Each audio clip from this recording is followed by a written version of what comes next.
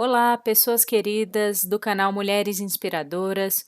Hoje trouxemos para vocês um conteúdo sobre o programa Mulheres Inspiradoras, Reflexões Críticas e Decoloniais, uma aula da nossa formação com o professor Atauan Soares. Esperamos que gostem do conteúdo, que curtam, que se inscrevam no nosso canal e compartilhem com mais pessoas. Então, eu vou apresentar o Atauan para vocês, tá? Ele é professor de língua portuguesa do Instituto Federal da Bahia, Campus Barreiras, em regime de dedicação exclusiva desde o ano de 2010, doutorando em Linguística pela Universidade de Brasília, mestre em Educação pela Universidade Federal da Bahia, licenciado em Letras pela Universidade do Estado da Bahia, UNEB. E aí, só para situar quem não teve a chance de ouvir a nossa conversa na aula passada, o Atauan é um tesouro que chegou para o programa Mulheres Inspiradoras em 2017. Então, em 2017, quando o programa aconteceu, uma das exigências do organismo internacional era que alguém fizesse a avaliação do programa para verificar os resultados. E a gente não tinha os recursos para contratar alguém de fora. Tinha recurso para avaliação, mas não o suficiente para contratar alguém de fora. E o programa de pós-graduação em Linguística da UNB se propôs a fazer essa parceria. Então, desde 2017, a gente tem uma equipe de pesquisadores. A primeira ação que eles realizaram foi elaborar esse relatório da edição piloto. E, graças a esse relatório, houve entendimento de que valia a pena dar um passo a mais e deixar de ser projeto piloto para ser política pública. E esses pesquisadores estão construindo dissertações e teses sobre o programa, abordando diferentes aspectos, e o Atauan provavelmente será o primeiro, né, Atauan, a defender a tese dele. Eu já falei para as meninas aqui que nós vamos estar na sua defesa, vai ser um dia de aula, uma terça-feira, e a gente espera poder prestigiar essa contribuição. Atauan, querida, a palavra está com você, seja muito bem-vindo. Então, bom dia a todas, a todos, a todes. Quero agradecer primeiramente a Gina, tá, pelo convite para poder participar do programa. Para mim, não canso de dizer que é sempre uma honra, né, tomar a palavra para poder falar do projeto Mulheres Inspiradoras. Eu peço meio que uma licença também, né, para abordar as reflexões aqui a respeito do projeto. Assim, meu desejo mesmo no fundo era estar presencialmente olhando para todas vocês e no olho, conversando, na troca, né? Seria mais produtivo, e fiquei pensando nisso e até incomodado também, né? Porque praticamente há 4 anos, né, eu tenho estudado o projeto Mulheres Inspiradoras, e aí desde a formação fui acompanhando o projeto, e a minha vontade era de retornar e estar assim nesse encontro, sabe, presencial. Mas é o que nós temos nesse momento, esse encontro virtual. Espero trazer algumas reflexões produtivas, significativas, de repente para ressignificar, né, algumas questões relacionadas às práticas pedagógicas de leitura e de escrita. Então, tentei trazer um recorte da pesquisa para abordar o projeto, tá? Então, espero que todas aí possam aproveitar desse momento, e se tiverem que perguntar, né, durante mesmo a fala, aí pode sinalizar no chat ou falando mesmo, que aí eu interrompo, tá? Então, na verdade, o meu encontro com o projeto Mulheres Inspiradoras começa em 2016, quando eu ingressei na Universidade de Brasília ainda como aluno especial. Aí eu conheci a Ginda, fazendo a disciplina também como aluno especial, e foi um encontro assim, muito marcante, né?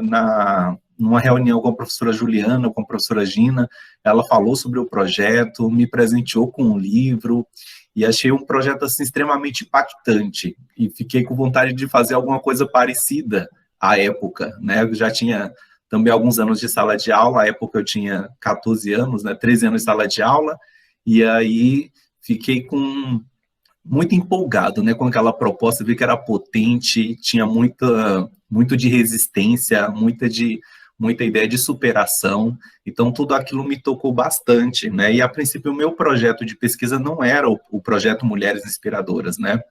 Aí eu me encontrei com ele em 2016, e em 2017, eu e a Juliana decidimos redirecionar mesmo o tema da pesquisa e passamos a abordar o projeto Mulheres Inspiradoras, né? Eu estou contextualizando assim porque eu acho que fica melhor para eu me situar e todas entenderem de onde eu estou falando. Então, em 2017, a gente mudou, né, a abordagem, o foco, continuou sendo prática de leitura e de escrita, mas agora a partir do programa Mulheres Inspiradoras. E para mim foi uma mudança muito grande, assim, em termos de formação acadêmica, profissional e pessoal. Eu fui tocado e transformado pelo projeto Mulheres Inspiradoras, do princípio ao fim. Eu tenho dormido e acordado com o projeto Mulheres Inspiradoras, então, desde 2017, lendo a respeito. E a minha pesquisa, ela está situada na análise do discurso crítica, mas a análise do discurso crítica é um campo interdisciplinar, que dialoga com várias outras disciplinas, então é uma pesquisa que está situada na linguística, mas dialoga muito com as ciências sociais, bastante, né? E é por isso que esse diálogo com os estudos decoloniais se mostrou também muito produtivo. Então, é uma pesquisa na análise do discurso crítica, em diálogo com o realismo crítico, mas também tem leituras de feminismo, do feminismo negro, né? Tem leituras da pedagogia crítica, que é a própria base do projeto Mulheres Inspiradoras, mas também tem muito diálogo com os estudos decoloniais. E os estudos decoloniais foram estudos também que não estavam, a princípio, na nossa pesquisa. Na verdade, à medida que a gente foi aprofundando as leituras sobre a crítica decolonial, cada vez mais a gente via que o projeto Mulheres Inspiradoras, o programa Mulheres Inspiradoras, se eu ficar falando programa que projeto é ato falho, tá? Que o programa Mulheres Inspiradoras é um programa extremamente decolonial. Cada vez mais a gente visualizava isso nas práticas e acompanhando também o trabalho da escola, né? E aí hoje eu entendo realmente que o projeto Mulheres Inspiradoras é um projeto educacional, crítico e decolonial, né? Ele trabalha mesmo, ele atua, na verdade ele possibilita, tem essas potências que nós podemos acionar ou não em nossas práticas pedagógicas, mas atua mesmo nessas duas perspectivas, na perspectiva crítica, mas eu vejo como uma perspectiva crítica atualizada a partir dessa crítica decolonial. E aí os outros colegas, a Amanda, o Emanuel, a Vanessa, a Valéria e a Gina, cada um, né, em sua pesquisa, trouxe uma abordagem a respeito do programa Mulheres Inspiradoras. E no meu estudo, essa foi a abordagem que apareceu como a mais evidente nos dados, nas conversas com os alunos, no acompanhamento das atividades na escola. Então, esse acabou sendo mesmo o nosso enfoque. Então, hoje, eu gostaria de refletir um pouco aqui com vocês sobre a crítica decolonial, a perspectiva decolonial, a partir dessas práticas que eu acompanhei, que eu investiguei no ano de 2017, mas que desde 2017 eu tenho investigado, analisado com mais detalhe, sabe? Sempre observando ali o pormenor, vendo o que aparece mesmo de evidência assim, transformadora na fala dos estudantes, em cada prática. Então, a perspectiva da abordagem hoje acaba sendo essa, tá? Então, inicialmente, eu faço a introdução aqui sobre o tema da colonialidade, né? Muitos estudos na área das ciências sociais, da história, situam o início, a emergência da modernidade na Revolução Industrial. Mas outros autores, os autores pós-coloniais, descoloniais ou decoloniais, partem da premissa de que a modernidade ela não se inicia na Revolução Industrial, ela se inicia antes, ela se inicia nos processos de colonização, na colonização das Américas, na colonização do Caribe, né? E junto com essa colonização, não aconteceu só uma invasão, né, mas um genocídio, um epistemicídio que marcou profundamente a história da humanidade e que ecoa até hoje. Apesar de os processos de colonização terem acontecido, né, lá no início dos anos de 1500, até hoje, esses processos ecoam de várias formas, né, por meio de processos relacionados a sistemas de conhecimento, né, a relações de poder, a formas de subjetivação. A colonialidade, ela está, assim, entranhada na nossa forma de ver o mundo, né, muito mais do que a gente imagina. A gente ainda é muito colonizado, né? E a crítica colonial, hoje, ela se mostra, assim, como muito produtiva e como necessária, sabe, como incontornável, porque estamos vivendo esses tempos, é claro, sombrios, né? Esses tempos em que nós temos que defender agora o óbvio, né? E não é mais só uma defesa da natureza, né? Uma defesa da cultura, mas é uma defesa da vida. A gente está diante de um momento histórico em que as desigualdades estão se tornando cada vez mais agudas e autorizadas por discursos estatais, institucionais, né, que estão vinculadas aí a toda uma agenda neoliberal que tira a possibilidade de a gente viver em plenitude, principalmente aqueles sujeitos que são marcados por inscrições identitárias subalternizadas, né? Então, a colonialidade é um reflexo de tudo isso que aconteceu, né? Então, o colonialismo, de certa forma, ele acabou, né? Mas ele continua a existir por meio da colonialidade. E aí, como uma crítica potencial para pensarmos, assim, várias áreas, né, nas ciências humanas e sociais, na história, na sociologia, na filosofia, na linguística também, diferentes autores têm proposto, então, a crítica pós-colonial, decolonial, né? E aí, hoje, nós vamos pensar essa crítica pós-colonial e decolonial a partir do campo da educação, né? Como a gente pode trazer isso para o campo da educação e como a gente pode pensar essa crítica decolonial, mais especificamente na área de língua portuguesa ou no trabalho com as práticas de leitura e de escrita. Eu diria, inicialmente, que a crítica decolonial, ela tem muito a ver com o trabalho do Paulo Freire.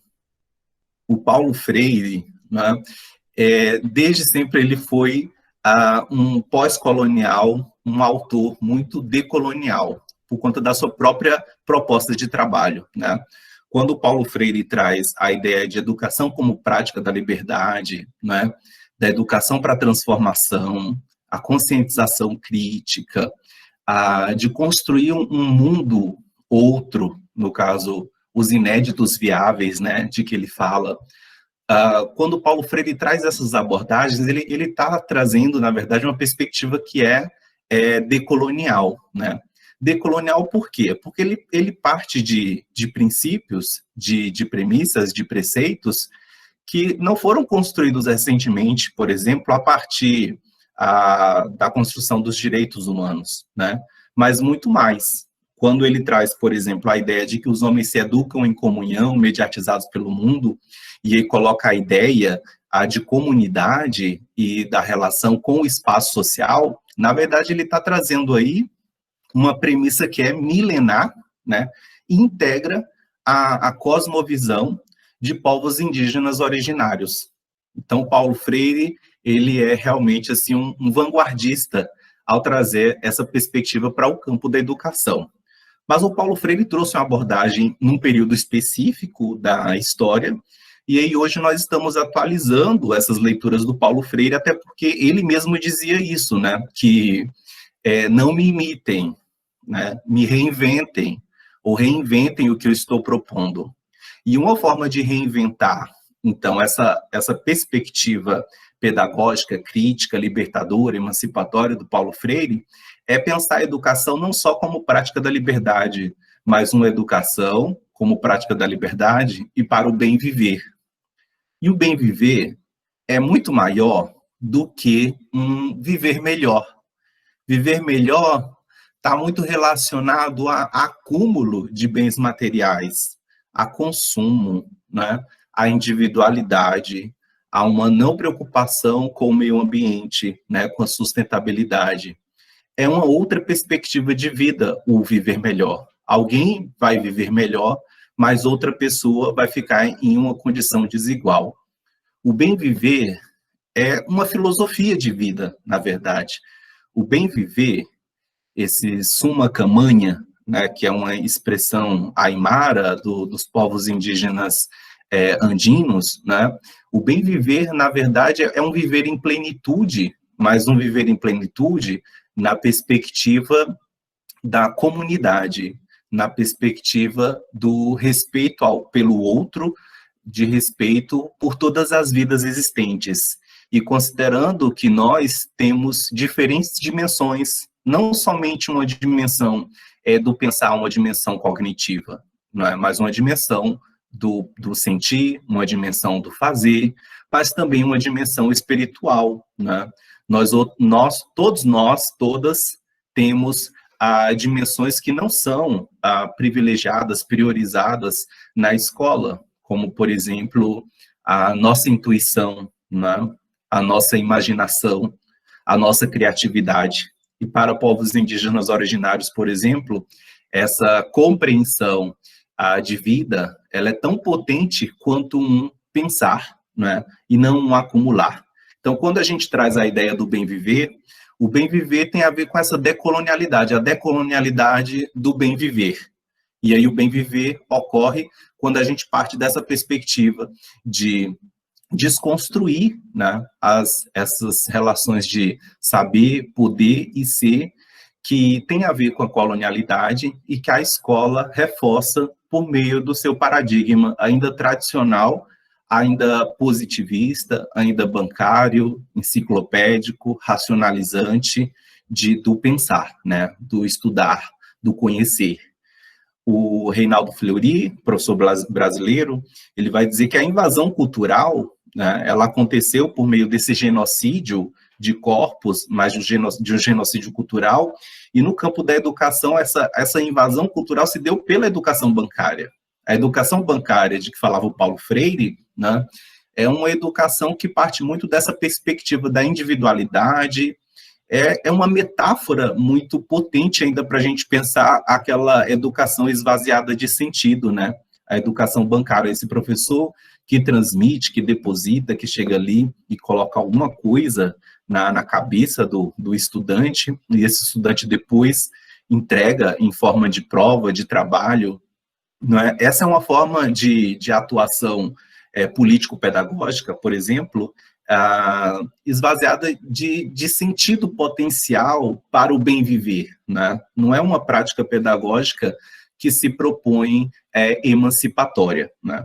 Como seria isso, então, uma prática emancipatória para o bem viver, né, para romper com a educação bancária? Parece que se está trazendo uma solução, uma fórmula para se criar uma educação diferente. Na verdade, a gente vai construindo e aprendendo com experiências significativas a reelaborar a nossa própria experiência, a nossa própria prática, né? Quando a gente pensa numa educação para o bem viver, é uma educação que está em construção, e eu não diria que tem um chegar lá, não existe um ponto zero, sabe, para dizer de fato, eu estou fazendo uma educação decolonial. A gente vai aprendendo. E eu vejo, a partir dos estudos que eu fiz no PMI e da própria prática e aprofundando essas leituras, é que a gente vive mesmo, né, nessa dualidade de ensino colonial e decolonial. Mas tem como a gente ir intensificando essa prática decolonial no dia a dia da sala de aula. Padrões coloniais de poder, de saber, de ser, sempre vão existir na sala de aula, na educação, na instituição, no currículo, né? Mas o modo como a gente aborda, e o Paulo Freire fala isso, né? A diferença está na abordagem. o modo como nós abordamos esses instrumentos, esses padrões coloniais, é que faz toda a diferença. E é o que acontece, por exemplo, com o projeto Mulheres Inspiradoras, que trabalha com os 10 princípios, não é? Tem os 10 princípios do projeto, e eu vou enfatizar o princípio que envolve o protagonismo dos estudantes, e principalmente a questão da leitura. Práticas de leitura e de escrita sempre aconteceram na escola. Agora, como que essas práticas aconteceram e como essas práticas acontecem? O que a gente pode fazer para que essas práticas sejam realmente significativas em termos de reelaboração reflexiva, em termos de agenciamentos, em termos de emancipação, de desenvolvimento da consciência crítica? O que a gente pode fazer? Como todo bom professor de língua portuguesa, eu quero começar, então, essa fala, apesar de ter feito essa consideração mais longa, mas eu quero começar a fala de hoje a partir de um texto, não é? Pensei em vários textos para iniciar o encontro de hoje, e eu acho que nada mais justo que começar com a fala de uma estudante, sabe? Eu me deparei com muitos relatos potentes de estudantes na escola que eu investiguei, que eu acompanhei em 2017. E eu trago 2 relatos, tá? Um para abrir a fala e o outro para finalizar o encontro. E a primeira fala que eu trago é de uma estudante do 3º ano, não coloquei o nome dela aqui, que traz a experiência dela no projeto Mulheres Inspiradoras. E essa experiência ela relata no diário de bordo. E a gente passa a ler esse trecho do relato agora, tá? Ela diz assim, ó. Cores na minha escuridão, encontro com a Gina Vieira, que foi um dia que a Gina foi ministrar a palestra na escola e ela ficou como representante da turma para poder registrar esse encontro no diário de bordo e depois socializar com a turma. Então, vamos lá. Acho que nunca vou cansar de dizer como eu sou grata a tudo isso, e mais ainda por este momento incrível que presenciei, mentes sintonizadas num só ideal. É incrível de se ver. Algo que na minha mente andava distante passa a fazer parte da minha realidade. Por céu, 1000 vezes gratidão. Algo que penetra seu ser, invade tuas ideias e se faz presente no futuro. Eu me vejo lá. Minhas perspectivas passam a ter base sólida agora. Todos me veem sonhando e contando planos futuros. Mas ninguém sabia que tudo isso era apenas sonhos, porque eu não tinha vontade de realizá-los, pois eu não me via forte o suficiente, tampouco achava que eu teria capacidade para tais feitos. Sempre tive pensamentos complexos comigo mesma, enquanto fazia de tudo para ser o chão de outras pessoas, e esquecia de ser meu próprio chão. Eu pude me resgatar e ser o centro do meu mundo outra vez. Eu não sei dizer quando foi que eu me perdi e como aconteceu é algo a se poupar, mas agora eu sei que através da arte e da força feminina que eu encontrei escondida e empoeirada, eu posso me reconstruir e aquecer os sonhos que eventualmente eu congelei comigo aquele dia. Agora é tudo diferente. Antes eu precisava de uma razão para viver, precisava que alguém estivesse do meu lado o tempo todo, era escrava da aprovação dos demais e precisava de um modelo a ser seguido, porque eu repudiava o que eu sentia, odiava o que eu era e simplesmente me renegava. Hoje sou minha própria razão, adoro estar sozinha, pois é quando posso me deliciar com minhas próprias poesias. Não dependo mais de aprovação alheia para fazer o que eu quero. Hoje sou meu próprio espelho. Prova disso que eu estou totalmente nua neste relato e sem sentir vergonha da minha essência pela primeira vez em tempos. Existem coisas que a força que nos move traz como presente para nós, e sim, tudo isso tem sido um presente no qual as marcas eu hei de carregar o resto da minha vida. Foi humano, foi acolhedor. Eu não estou conseguindo ler essa parte aqui, tem alguma coisa na minha tela. Foi acolhedor, e graças a este projeto Mulheres Inspiradoras, eu passei a me reconhecer e me enxergar como uma mulher inspiradora também. Gente, olha que potente esse relato. Ele é comovente, ele é tão verdadeiro. Foi um relato assim, com o qual eu dialoguei bastante no processo de análise, sabe, de conversa, porque é tanta coisa, né, que essa aluna aborda aqui, e a gente fica pensando, essa estudante trouxe esse relato e outras estudantes também trouxeram, mas a gente pode pensar que mais estudantes podem trazer relatos assim, né? Claro que cada um no seu tempo, cada um com sua abertura. Eu penso que o projeto Mulheres Inspiradoras, ele é uma micro-resistência na escola, ele é crítico, ele é decolonial, mas também depende muito da abertura, né, de cada estudante. E eu vejo que essa aluna assim, se colocou sempre aberta desde o princípio em relação às práticas do projeto Mulheres Inspiradoras, e por isso também eu creio que foi muito impactante. Mas tem mais relatos assim, né? E para a gente pensar também não só em relatos de mulheres, né, mas também de alunos, estudantes do sexo masculino com relatos parecidos, né? Então, quando a gente vê esse relato aqui, nós conseguimos perceber pela fala dela, pelas palavras que ela usa, né, pela identificação, pela avaliação que ela faz, que o projeto foi extremamente transformador, foi um projeto que tocou.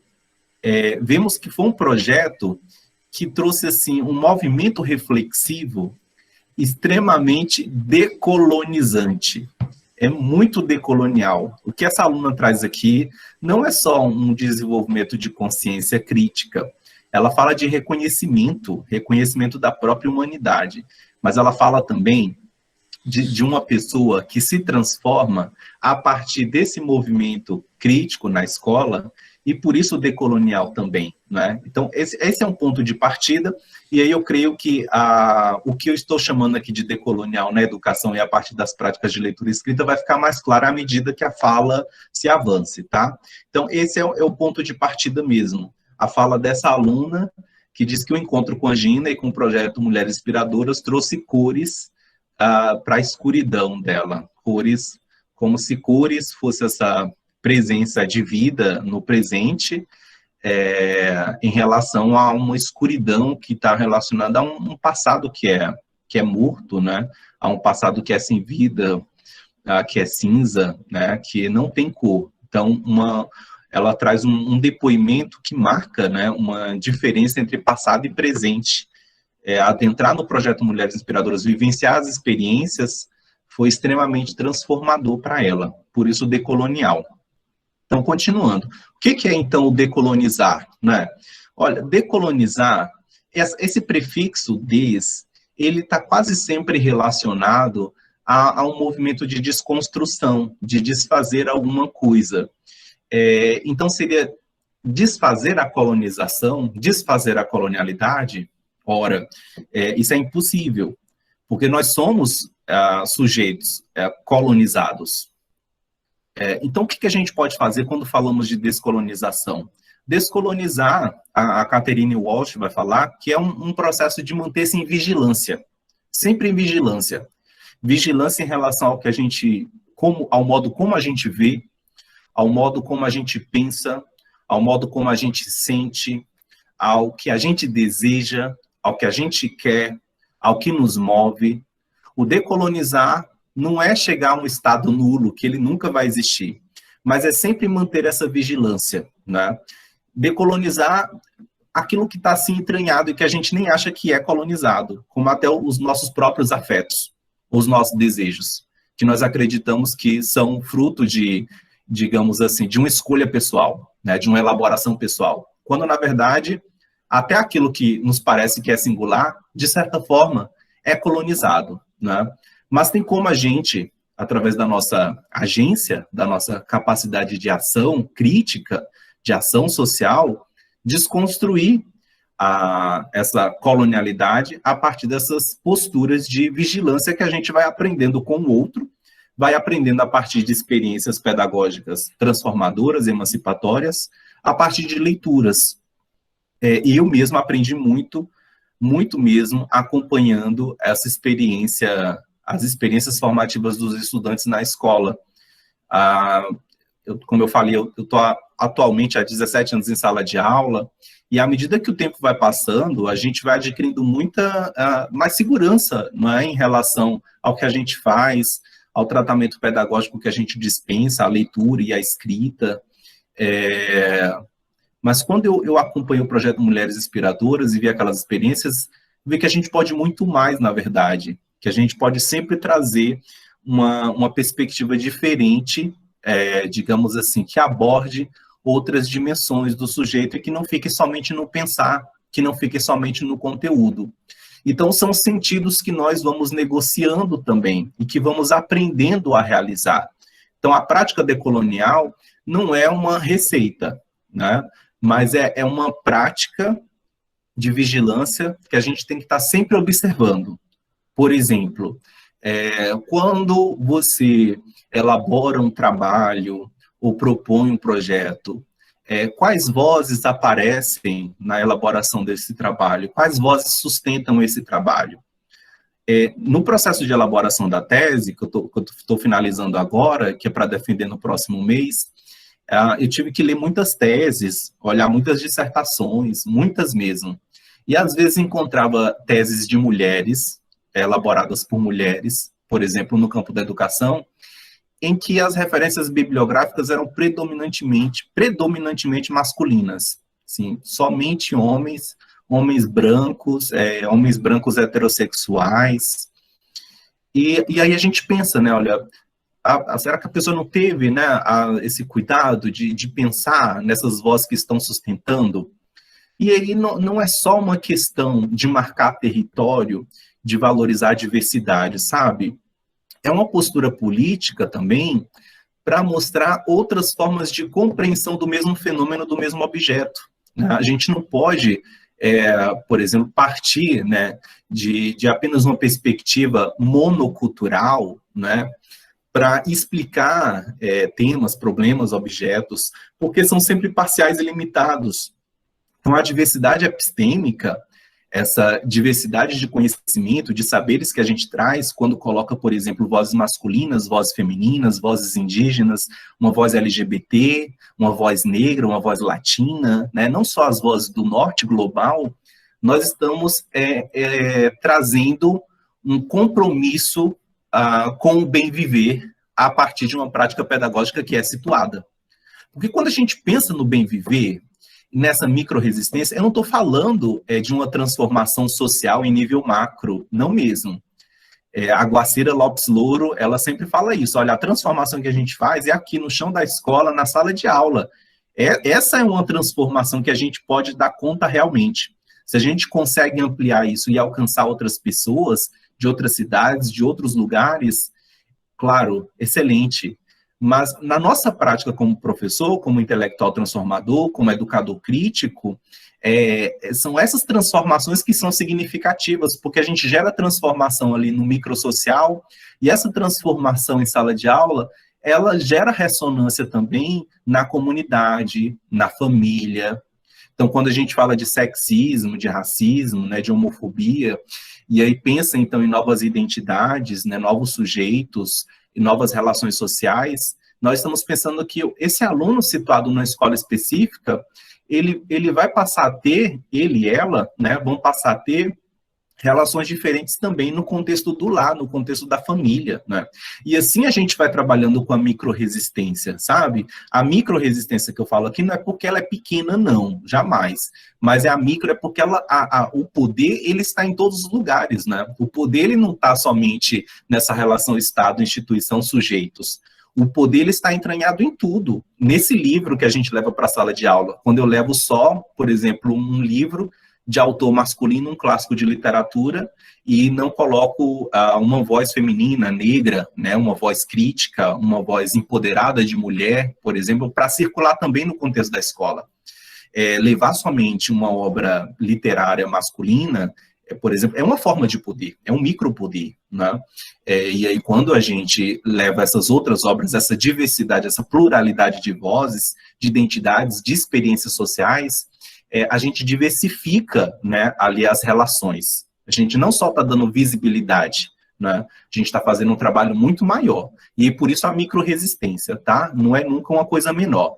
E aí, decolonizar, então, tem a ver com desconstruir tudo, né, desconstruir instituições sociais, políticas, econômicas, que produzem, reproduzem homicídios, genocídios e epistemicídios. E não estamos falando aqui de utopia, tá? Jamais. Como Paulo Freire diz, nós estamos falando de um inédito viável, daquilo que é possível dentro da nossa atuação política, da nossa atuação pedagógica, né? Então, quando o projeto Mulheres Inspiradoras chega à escola, por exemplo, e ele passa a ser incorporado ao PPP da própria escola, como aconteceu na escola que eu observei, olha, aí a gente está tendo um processo de desconstrução, não é? Eu acho extremamente importante que o projeto Mulheres Inspiradoras passe a integrar o PPP de todas as escolas, porque quando se institucionaliza o debate, as pessoas dão muito mais importância, inclusive os alunos. Por exemplo, quando a gente fala dessas discussões sobre LGBTfobia na escola, muitos professores são vistos simplesmente como meros militantes, sabe? Que atuam como se fosse assim, num gueto, como se não fosse uma coisa autorizada. Mas quando a escola institucionaliza, né, e aí declara formalmente que ela tem esse compromisso com aquela discussão, as pessoas não são somente impelidas, né, a travar esse diálogo, mas as pessoas se veem, assim, como sujeitos de um processo que é necessário para a convivência cidadã, para essa transformação social de fato, sabe? Então, a desconstruir é nesse processo. Existe relações dinâmicas, né, dentro da escola, discursos, práticas estagnados, muitas vezes cristalizados, mas são essas micro-resistências, essas desconstruções que vão reelaborando a dinâmica da escola, como aconteceu nessa escola, ao incluir o PMI dentro do PPP. Eu vejo que é uma grande mudança, né? E aí, claro, tem os tensionamentos com outras dimensões, como, por exemplo, o PAS e o Enem, né, que são 2 exames muito valorizados pelos estudantes, inclusive, às vezes, os professores usam até desse discurso, professores e professoras usam desse discurso da avaliação externa, né, para motivar estudantes, mas tá ali nesse tensionamento, sabe, com o PMI, e a gente precisa negociar esses sentidos. Então, mesmo que a gente trabalhe, ou que se trabalhe pedagogicamente com essas avaliações externas, a abordagem em relação a essas avaliações é que faz toda a diferença, e por isso a gente pode pensar nessa decolonização do fazer pedagógico, né, do construir o conhecimento, em que disciplinas não são mais caixinhas estanques, mas são interdisciplinas, são transdisciplinas, que vão trabalhar com várias vozes, e, claro, cada um pensando dentro da sua área.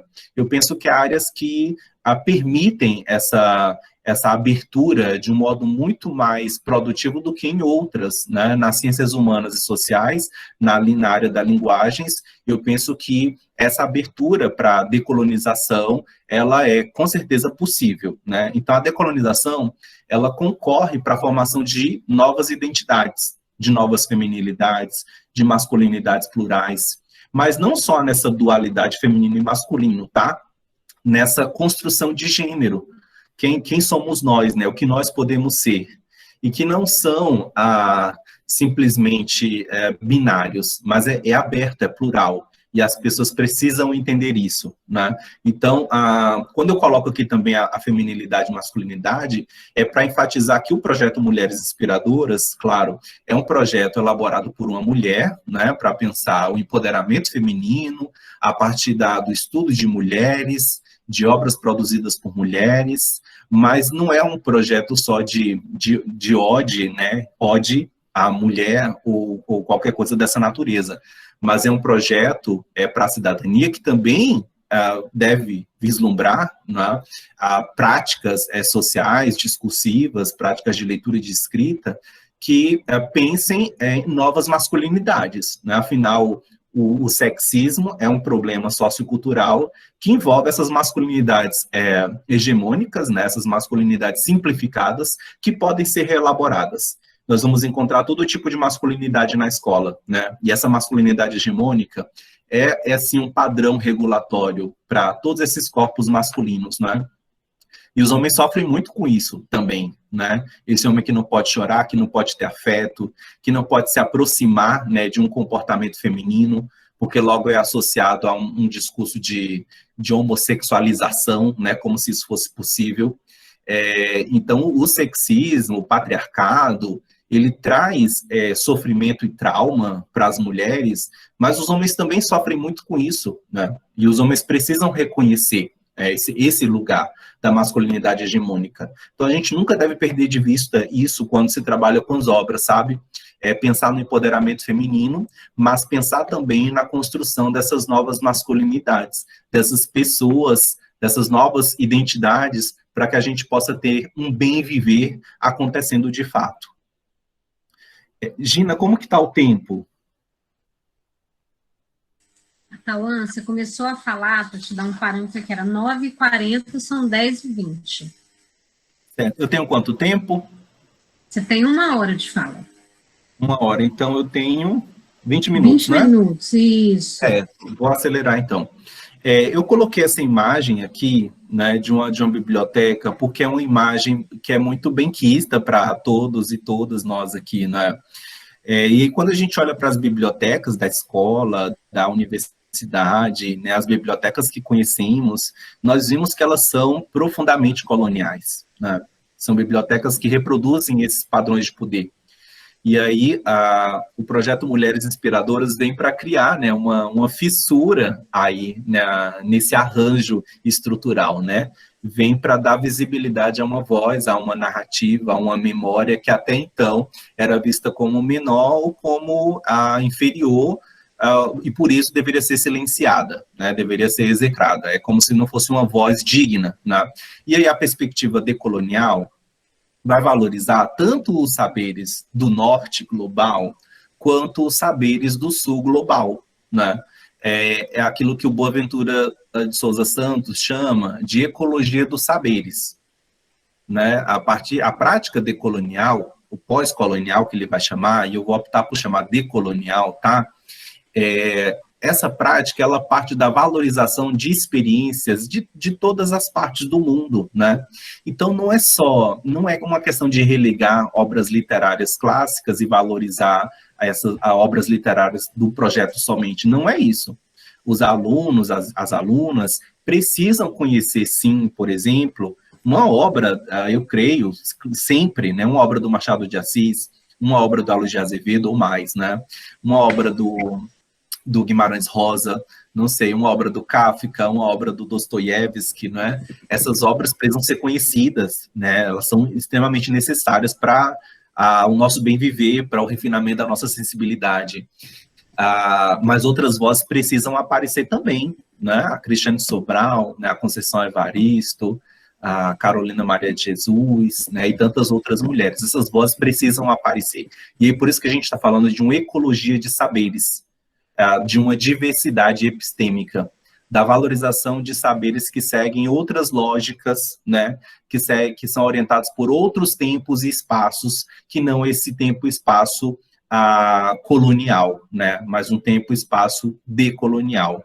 E aí tem toda uma discussão também sobre essa diferença pós-colonial e decolonial, tá?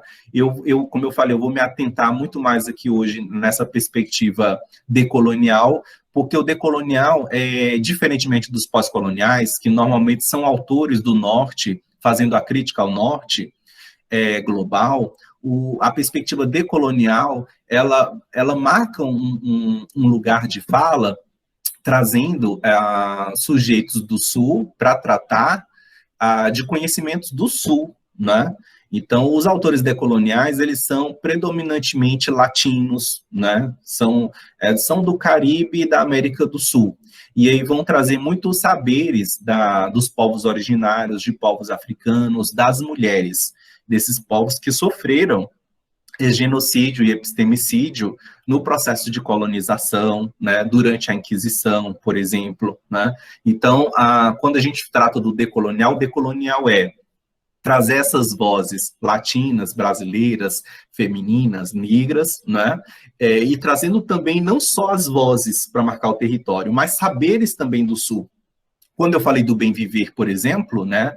Esse bem viver é uma filosofia indígena, que é milenar e que antecede os direitos humanos, né? E que pode atualizar essa prática da educação para a liberdade, por exemplo. Então, esse é um saber do Sul, né? A favor do Sul, que visibiliza uma voz do Sul. Então, isso é o decolonial, tá? Tem outras diferenças também, mas eu vou pontuar essa como a principal diferença. Então, decolonizar a nossa biblioteca, por exemplo, quando ampliamos o acervo a partir da aquisição das obras do PMI, para não correr o risco da história única, né, que é muito perigosa, para mostrar somente um olhar, uma compreensão, uma forma de ser, que é o que o Grossfoga e outros autores vão chamar de racismo e sexismo epistêmicos, de verdades. A episteme aí tem a ver com verdades, né? Aquilo que é verdade para a gente, aquilo que é verdade para a sociedade. E as verdades que foram construídas na escola, na universidade, né, até hoje, que estão em processo de desconstrução, né, mas até hoje são verdades que se baseiam no racismo e sexismo epistêmicos, né? São sempre homens brancos, heterossexuais, cristãos, trazendo o saber que é validado como científico. O que é uma cientificidade num artigo científico ou num TCC, né? O que é validade num trabalho acadêmico? Normalmente a validade está relacionada a esse modo de construção de conhecimento, que valoriza o saber do norte, e que usa o sul simplesmente como um lugar para a produção de dados, né, para pesquisa, mas o saber valorizado é do norte, né? Então, para não correr o risco da história única, né, o perigo de se contar o mundo, o surgimento da humanidade, a própria vida, a própria existência, a partir de um só olhar, né, mas pluralizar esse olhar. Por exemplo, eu estou trazendo aqui uma situação que acontece em todas as escolas, quando se coloca a história da humanidade, né? Quando nós estudamos história, normalmente a história começa com a sociedade feudal, né? O feudalismo. E aí a gente estuda lá, não sei, com trovadorismo, por exemplo, o que é a sociedade feudal, né? Que ela tem essa divisão social bem estanque, né? Não tem muita mobilidade aí das estruturas. Mas veja que a sociedade feudal é um processo histórico, civilizatório, né, de organização social, é um modo de produção próprio da Europa. E aqui a gente nunca teve assim, uma sociedade feudal. Assim, se assemelha, né, em alguns momentos da história se assemelha a uma sociedade feudal. Mas a gente não pode dizer assim que o Brasil teve um sistema feudal de fato, né? Então, por que começar a história com a sociedade feudal se aqui antes disso já existiam povos originários? Por que a gente não aprende, né, sobre povos originários? Por que a gente não aprende sobre essas filosofias, esse modo de vida, né, tudo em relação a tudo aqui que já existia, né? Então, assim, é como se apagasse esse momento da história e começasse aí, porque esse é o conhecimento verdadeiro, né? Então, vamos começar a tratar daqui. E ele normalmente traz toda essa abordagem histórica para tratar da história da humanidade, como se essa história fosse universal, quando, na verdade, essa história é localizada, essa história é europeia, ela é eurocêntrica, ela parte de uma experiência de vida, não parte de outras experiências de vida. A nossa experiência de vida não aparece, né? Que é a história de vida da América do Sul, por exemplo. E aí, por isso, a postura de vigilância. E aí os autores decoloniais propõem uma guinada, né? Uma virada. A gente precisa inverter as lógicas. Quem disse que o norte é o norte? Por que o sul não é o norte? Então, eu estava comentando aqui sobre essa presença de um único Deus na história da humanidade, e o pensamento colonial, ele atua exatamente assim, né? Pelo apagamento de memórias, de histórias e narrativas, e imposição de apenas um modo de ser, um modo de compreender e um único Deus, né? E aí, por exemplo, para os povos andinos, originários, né, indígenas aqui da América do Sul, a Mãe Terra que é o Deus, né, que é a deusa, né, e não um Deus católico, né, mas é uma outra relação com o espaço, olha, e não é só uma demarcação, né, digamos assim, religiosa, mas também é uma filosofia de vida, né, quando nós falamos, por exemplo, dos povos originários e assim, os alunos pensam, o que a gente pode aprender, né, com os povos originários? Aí logo vem aquela imagem tão caricatural, sabe, de cerâmica, de pintura, né, de música e de dança, quando, na verdade, existe uma filosofia de vida aí, digamos que é em prol da sustentabilidade, né, das boas relações sociais. Quando a gente pensa, assim, em povos indígenas, por exemplo, em comunidades indígenas não existe mendigo, né? Não existe pedinte, pessoa passando fome. As condições ali são iguais, né? E a relação com a natureza, eu acho que é o que a gente pode mais, assim, tirar de aprendizagem, além de questões de espiritualidade, né, do bem viver. O cuidado com a natureza, de que nada que está na natureza nos pertence, né? Mas é da natureza. é da terra e deve voltar para a terra. A gente deve usufruir somente aquilo que é necessário e não acumular bens materiais ou esse consumo extravasado, né? Então, assim, tem muita sabedoria no pensamento, por exemplo, indígena, que a gente pode trazer também para a nossa compreensão de vida, né? Mas, como eu falei, são processos, né, lentos de decolonização. A gente é muito colonizado. O decolonizar, eu vejo que é um processo lento, contínuo e que vai seguir sempre para toda a vida, né? Que a gente vai aprendendo a fazer o que é realmente decolonial, né? Bom, então, aí eu já comentei que nós precisamos trazer essa diversidade epistêmica, essa ecologia dos saberes, saberes do norte e do sul, né, valorizar aí toda essa gama de conhecimento produzido por diferentes corpos, femininos, masculinos, não masculinos, né, de diferentes classes sociais, de diferentes raças, etnias, né, e aí a gente está pensando mesmo numa prática que é decolonial. Aí eu coloco aqui uma imagem, aqui já fui eu assim inspirado pelo projeto Mulheres Inspiradoras, né? Eu trago duas imagens aqui, uma bem clássica, que todo mundo conhece bem, que é a produção da dissertação argumentativa, né? E aqui eu trago outras imagens de outros textos, né? Textos imagéticos, visuais, mas vejam, né, o contraste dessas imagens, né? E não me refiro somente à cor, jamais, não é isso, né? Mas as funções sociais do texto na escola, né? A escola, ela ainda trabalha muito na perspectiva cognitivista, né? Quando a gente olha, por exemplo, a dissertação argumentativa. A dissertação argumentativa do Enem, né, ou de processos seletivos, parte muito da perspectiva da competência e habilidade, não é? Os alunos precisam desenvolver competências e habilidades. Competências e habilidades são noções extremamente cognitivistas e individualistas, né? Quando nós trabalhamos com o texto nessa perspectiva decolonial, crítica, emancipatória, o texto está presente sempre em uma prática social. E enquanto prática social, ele não tem só uma dimensão cognitiva, ele tem uma dimensão, sim, antropológica, sociológica, cultural. O texto tem outras dimensões. Então, quando nós trabalhamos, né, nessa ideia da crítica decolonial, no sentido de explorar as outras potencialidades que o texto tem. Todo texto tem propriedades e poderes, muito mais do que a gente imagina. E na sala de aula nem sempre a gente consegue dar conta de todos esses poderes e propriedades. A gente vai aprendendo a acionar, né? Quando a gente leva um texto para a sala de aula e toca estudantes, né? Estudantes se sentem emocionados e transformados com ele, como aconteceu com a aluna Vanessa, a gente vê que certas potencialidades do texto, propriedades, né, poderes desse texto foram acionados. Quando a gente observa para a dissertação argumentativa, e aí não estou dizendo que a gente vai abandonar jamais, né? Mas é a abordagem, né? É um modo, porque normalmente a dissertação argumentativa, ela está muito vinculada a uma educação bancária, em que o aluno vai escrever sobre um determinado tema, e normalmente a produção é assim, né?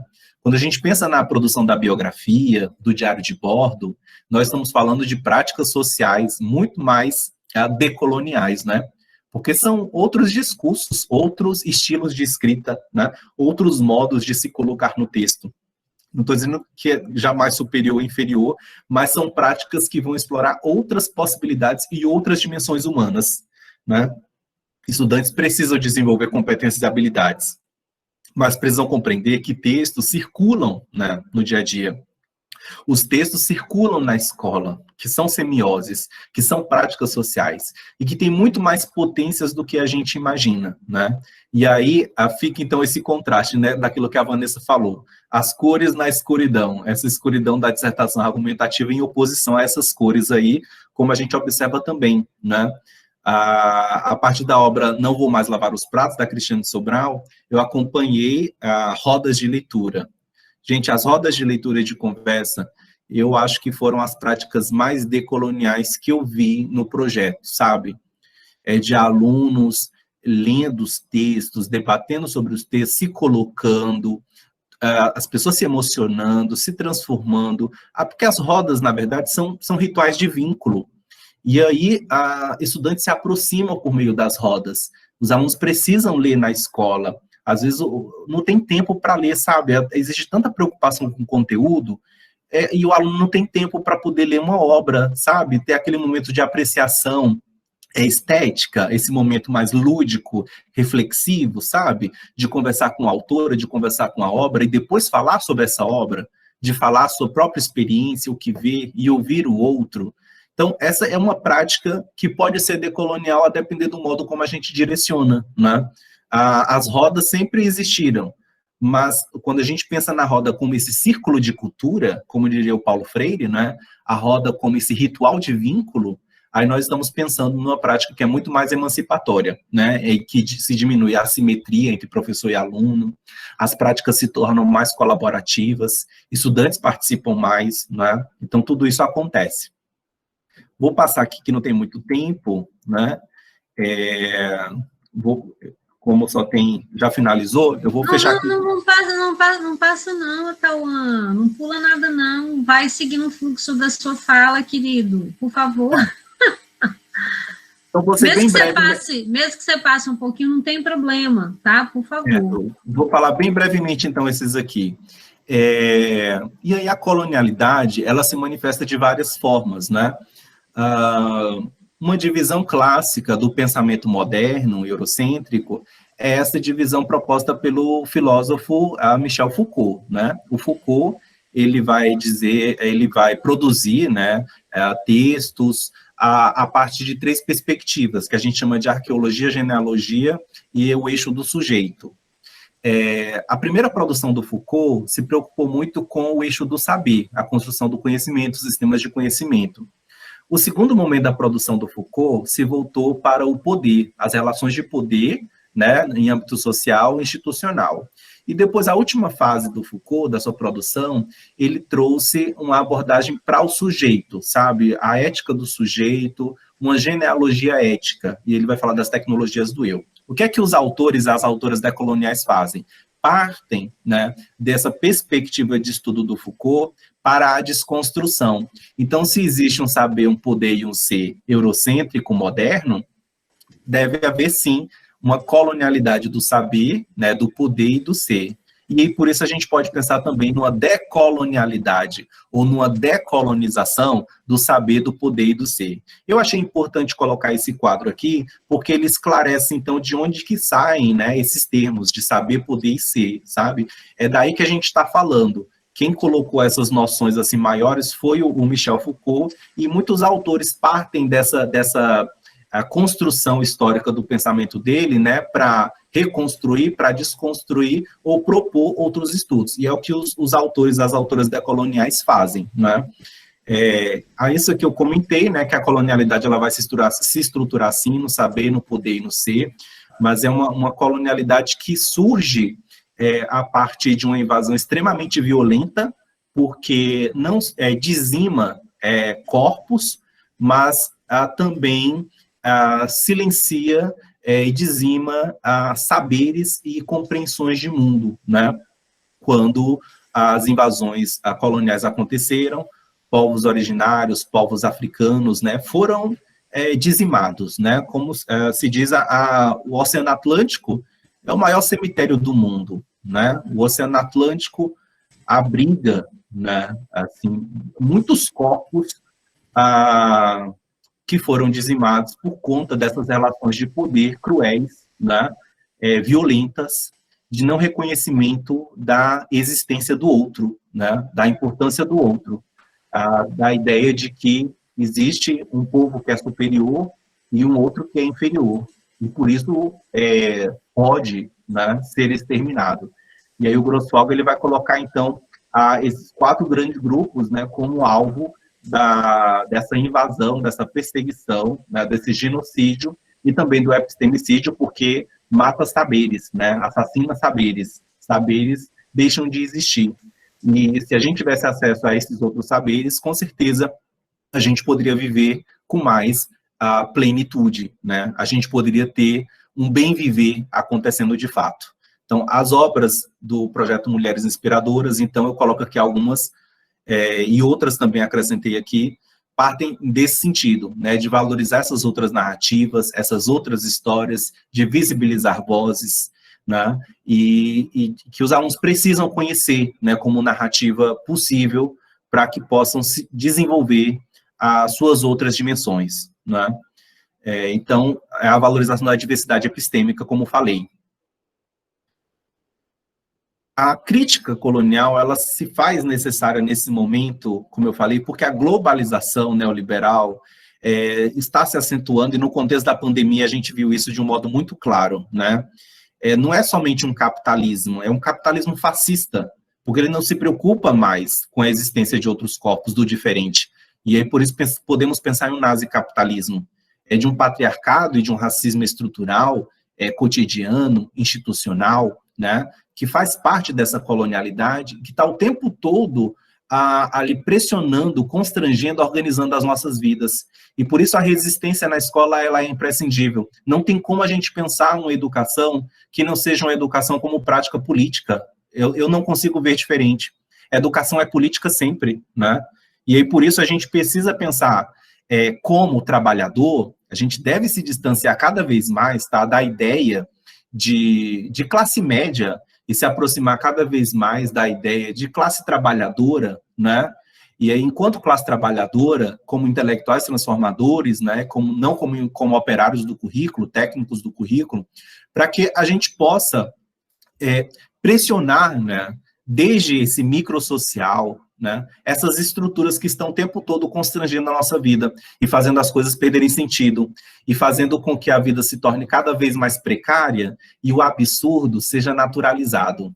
Isso é inadmissível, é um compromisso existencial histórico, né? Não é só uma questão de utopia, é um imperativo de ser reflexivo, é o imperativo de ser engajado, é o imperativo de fazer alguma coisa diante disso a partir do nosso lugar de fala, a partir do nosso lugar de atuação política, de atuação profissional, né? Então, por isso, o projeto Mulheres Inspiradoras é uma forma de resistência na escola, né? Já para finalizar, só tenho mais 2 slides. O tempo todo, desde que ingressamos na escola como estudantes e até o presente momento, práticas e discursos pedagógicos coloniais estão circulando, né? E se entranhando e estruturando as relações sociais na escola, as práticas, o currículo, né? Mas discursos transgressivos, discursos críticos, decoloniais, também passam a circular com o projeto Mulheres Inspiradoras e outras práticas educacionais críticas, né? E geram tensionamentos. Como eu disse, eu penso que não é possível um lugar zero, né, um lugar de neutralidade da colonialidade, porque a colonialidade estrutura e constitui. Mas esse tensionamento ele é muito produtivo.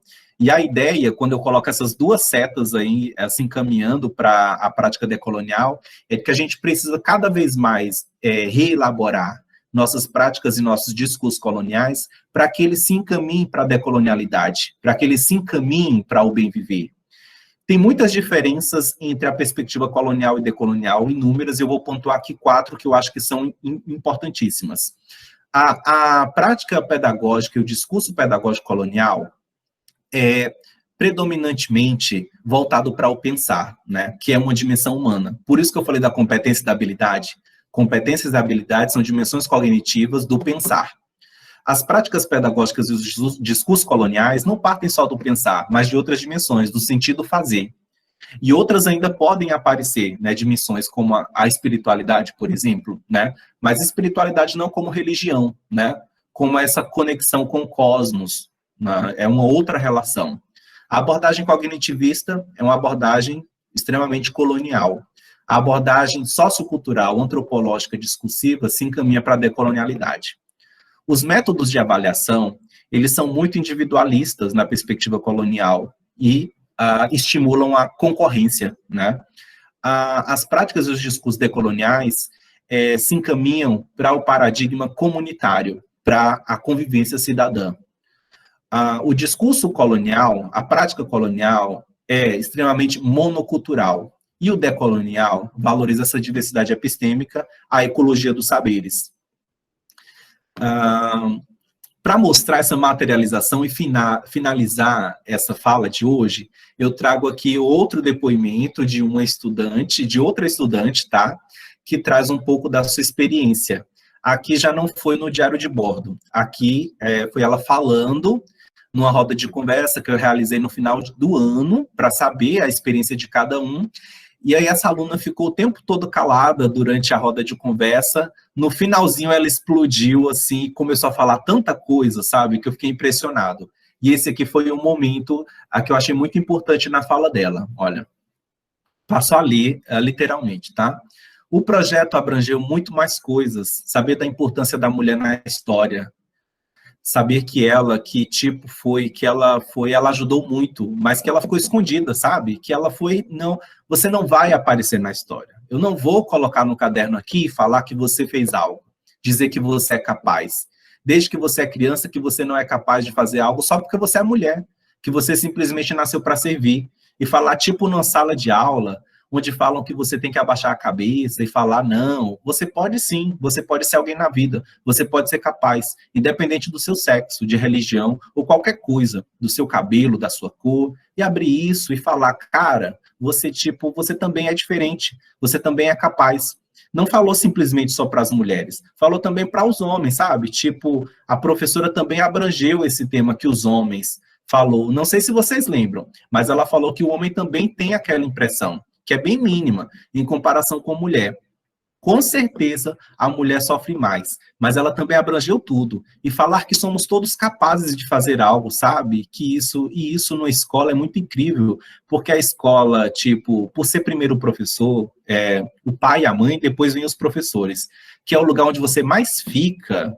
Tipo, você vai para a escola todo santo dia, vai todo dia de manhã, e que se você convive tanto no lugar onde você é reprimido, de repente entra e blow, oi, tudo bom? Tô te dando voz. Oi, tudo bom? Eu tô falando que você pode, saca?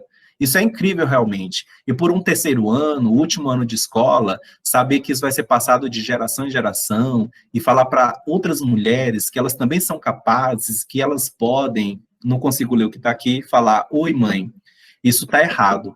O que meu pai está fazendo com você. E depois ela comenta outras coisas também, que vivia um relacionamento abusivo e não sabia. Traz um longo depoimento, né?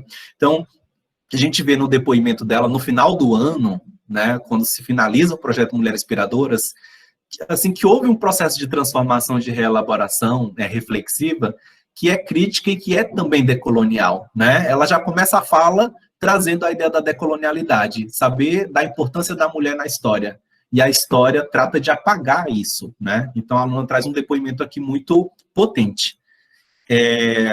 Para finalizar, aqui o Summa Camanha, que é o bem viver, né? O viver em plenitude, essa filosofia indígena, que pode orientar nossas práticas. Eu coloco aqui como palavra final desse encontro de hoje, e agradecer mais uma vez a Gina pela oportunidade de falar do projeto Mulheres Inspiradoras dentro do programa Mulheres Inspiradoras. Para mim é realmente uma grande honra, estou muito feliz, tá, com esse momento.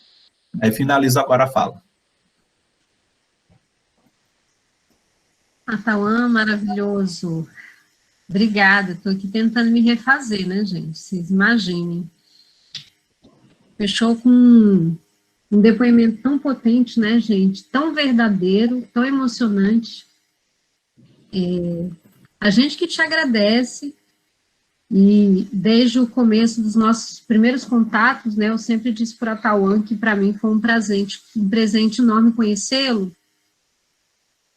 porque ele é um pesquisador que fala de coisas profundas, complexas, com uma simplicidade, com uma clareza, com domínio, uma propriedade, que a gente entende absolutamente tudo que ele falou, e a gente sai muito transformado da